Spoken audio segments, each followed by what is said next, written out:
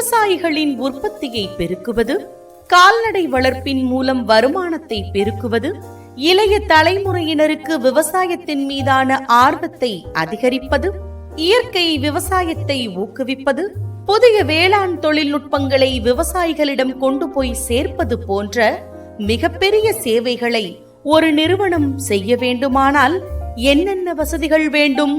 ஒன்றுமே வேண்டாம். ஒரு வானொலி ஒலிபரப்பு உரிமை இருந்தால் மட்டும் போதும்.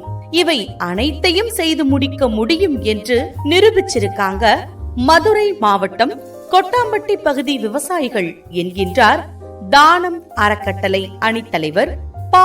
முத்துக்குமாரசாமி. நாளை சர்வதேச வானொலி தினம்.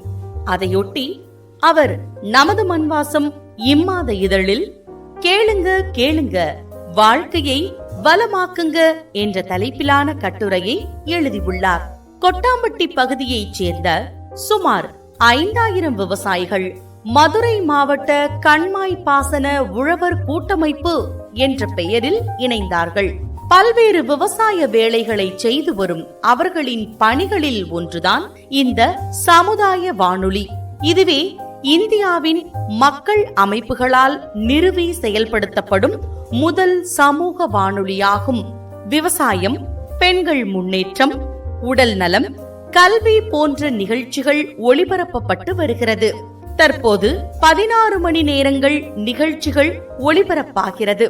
தானம் அறக்கட்டளை நேரடியாக தொழில்நுட்பம் மற்றும் மேலாண்மை உதவியை அளித்து செயல்படுத்தி வரும் மற்றொரு சமூக வானொலி களஞ்சியம் வானொலி.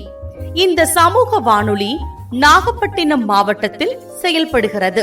பேரிடரை எதிர்கொள்வதற்கான தடுப்பு நடவடிக்கைகளில் மக்களை தயார் செய்வது, பேரிடர் காலங்களில் மீட்பு பணிகள், பேரிடர் பின்பு மீண்டு வருவதற்கும் மக்களை தயார் செய்வது என களஞ்சிய வானொலியின் பங்கு மிக முக்கியமானது. இதுவே ஒரு தொண்டு நிறுவனம் ஏற்று நடத்தும் இந்தியாவின் முதல் சமூக வானொலியாகும் என்கின்றார் திரு முத்துக்குமாரசுவாமி அவர்கள். சமூகம் ஏற்றுக்கொண்ட, சமூகம் நடத்தும் சமூக மாற்றத்திற்கான வானொலிதான் சமூக வானொலி.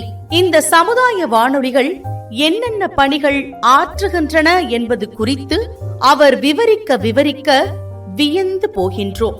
உங்களுக்கும் அதனால் என்னென்ன பயன் என அறிய ஆர்வமாயிருக்கீங்க தானே?